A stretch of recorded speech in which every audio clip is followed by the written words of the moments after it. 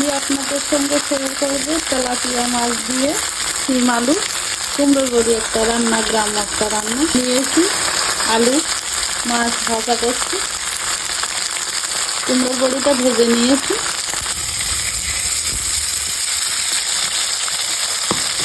ভেজে উঠিয়ে নিয়েছি।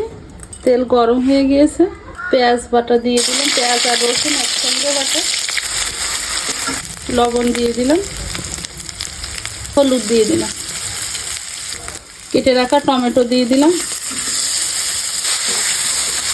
আলু দিয়ে দিলাম,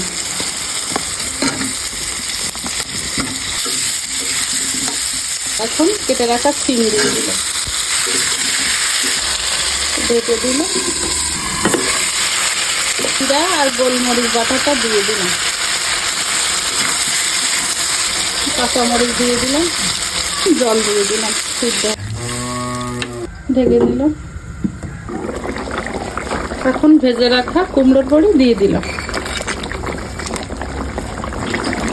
এখন ভেজে রাখা তেলাপিয়া মাছ দিয়ে দিলাম।